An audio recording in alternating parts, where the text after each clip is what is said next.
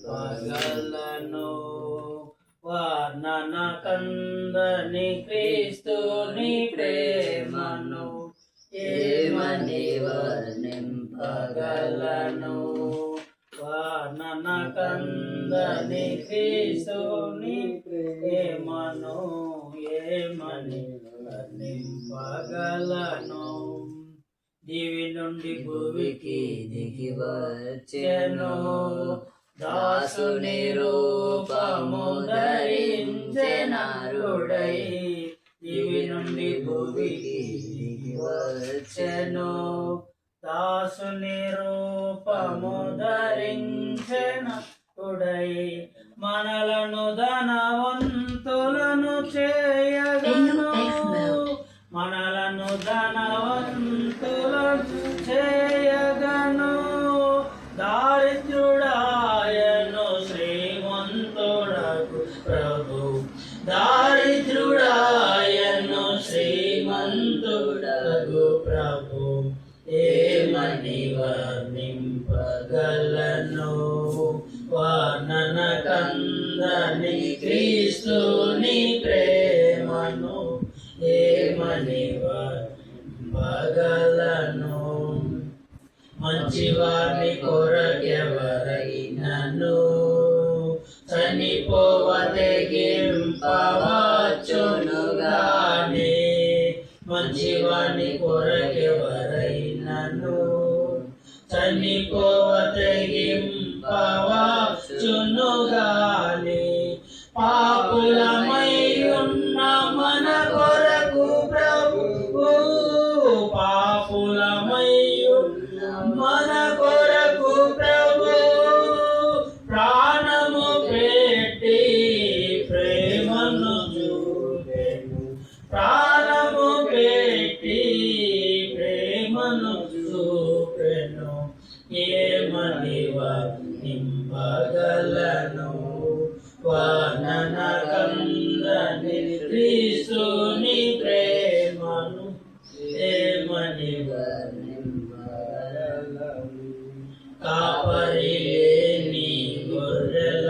వలె దారి తప్పు తిరుగుచున్న వారలను కాపరి లేని గొర్రెల వలె దారి తప్పి తిరుగుచున్న వారలను వెదకి వెదకి ప్రేమతో పిలుచుచు వెదకి వెదకి ప్రేమతో పిలుచుచు వినివచ్చు వారిని రక్షించు ప్రేమను వినివచ్చు వారిని రక్షించు ప్రేమను ఏమని వర్ణింపగలను వర్ణన కందని క్రీస్తుని ప్రేమను ఏమని వర్ణింపగలను ఎంత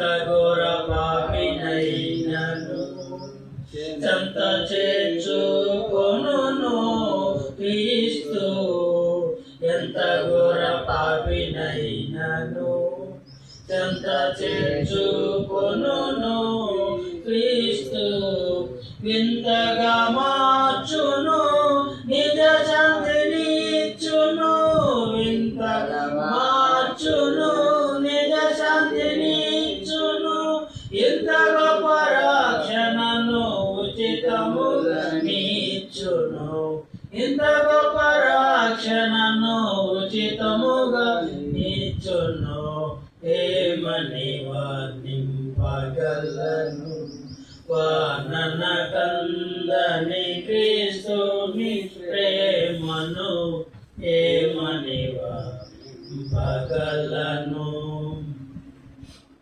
ఇప్పటి వరకు తండ్రి అయిన దేవుణ్ణి క్రీస్తు ప్రభువును ఆత్మ సంబంధమైన కీర్తనలతోటి కీర్తించబడ్డాము. మనల్ని మనం హెచ్చరిక కీర్తనలో నుండి హెచ్చరించుకున్నాం, ఆదరణ కీర్తనలో నుండి ఆధారపడ్డాము. ఇప్పుడు దేవుని వాక్య పఠనం జరుగుతుంది. వాక్య సందేశం కొరకు దేవుని వాక్య పఠనం నిమిత్తము సహోదరులు ప్రార్థన చేయవలసిందిగా ఆహ్వానిస్తుంది.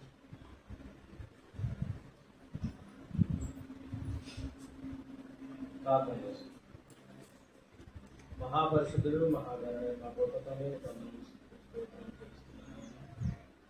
ఎన్నినైనా గడిచిన వారం నుంచి నేను ఇప్పటివరకు మమ్మల్ని ఏకైకపరిచి కాచికాపని విధానం తల్లి నేను ఆరోగ్యంలో భాగంగా ఇప్పటివరకు పాట ద్వారా నేర్పించినట్టు వాటి భాగం తెలిసిండగా మీ దాసుని అంగీకరిస్తూ ధ్యానంతో తెలియక బోధించి సహాయం దయచేయండి. వాటిని నేర్చుకునే మా జీవితాన్ని సేవ చేసుకుని దిద్దుబాటు చేసుకుని జీవితాలు కొనసాగించడానికి సహాయం దయచేయండి. ఈ ప్రార్థనలకు మా ప్రభువులు రక్తపడే యేసుక్రీస్తు శ్రేష్టమైన నడుచున్నాం తండ్రి. ఆమేన్. ప్రార్థించిన సహోదరులు ప్రభు అయిన యేసు నామమున తెలియజేస్తున్నాను. ఈరోజు మనం నేర్చుకోబోయే పాఠం ఏంటంటే ఎఫెసీయులకు రాసిన పత్రిక 3వ అధ్యాయము 8 నుంచి 13 వచనాలు చదువుతున్నాం. ఎఫెసీయులకు రాసిన పత్రిక 3వ అధ్యాయము 8 నుంచి 13 వచనాలు.